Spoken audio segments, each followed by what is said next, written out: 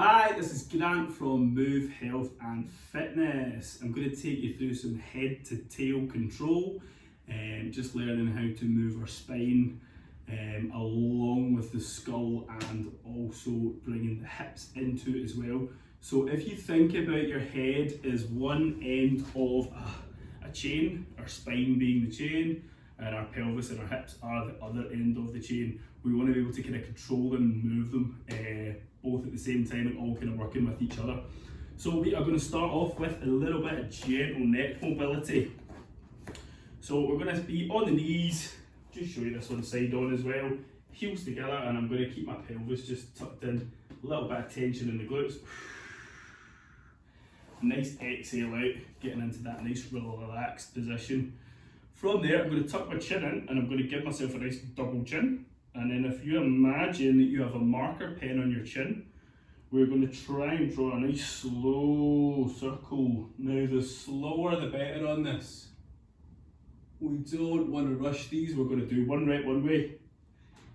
And then we're just going to come back the way we came. We're just trying to keep those shoulders back at the same time. And we're just alternating side to side. Super slow, one rep at a time. No rush at all. Really try and own the rep, be in control of every millimetre. And that is the first stage. From there, we're going to go into some shoulder rolls. So we're going to roll those shoulders to the back. And again, really try and own the movement. And then we'll just do the same thing to the front. This just gets a little bit more blood flow into that upper back and around the shoulders. Again, super slow, no rush at all on these. From there, last one on the shoulders, we're going to do one thumb up, one thumb down, and we're just going to get a nice deep alternating shoulder roll. Again, breathing throughout. Super slow, we're really internally and externally rotating at the same time.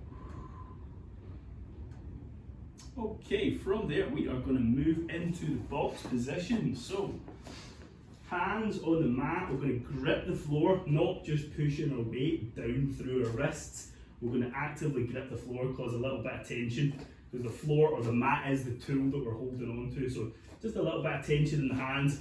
And then I am going to push my weight into my pocket. So if you imagine you've got 1, 2, 3, 4 pockets on you, we're going to move around all 4.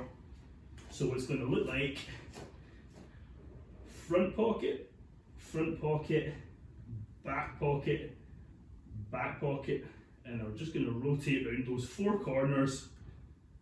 Try and really get those hips to go as far as we can without losing shoulder position here. So the shoulder stays over the hand the whole way through. And we just do both directions on this as well.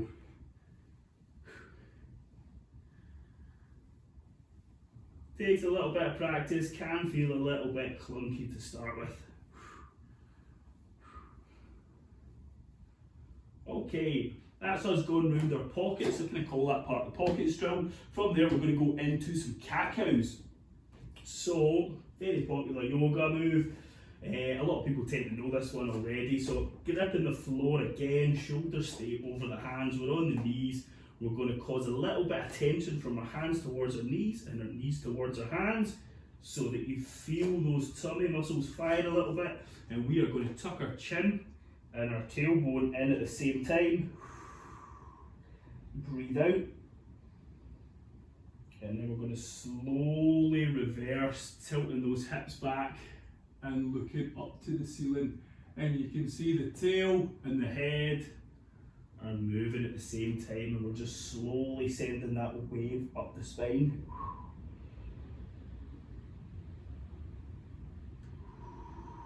And again, we just breathe throughout.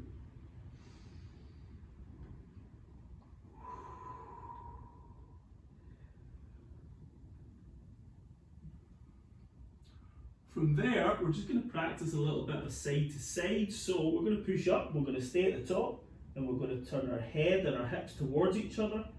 So I'm trying to get my head to my hip and my hip to my head. You might not feel like you're moving very much, that's okay. But we're staying in that top position, so we're pushing the spine to the ceiling and the hips and the chin are tucked in.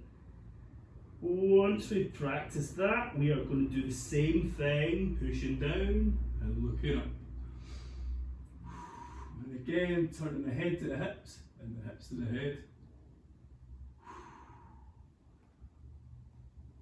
Once we have mastered all of this, we can then progress on to kind of snakes and waves, I call it.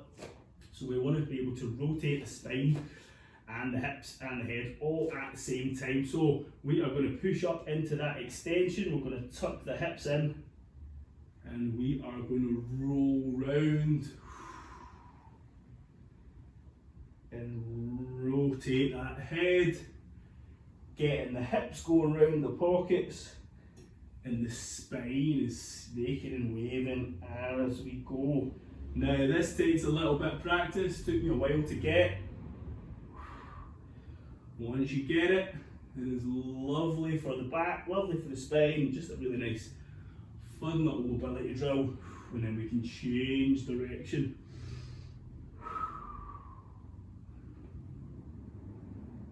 If you find this bit's a bit too tricky to begin with, just focus on the first elements and we can practice this one as you go.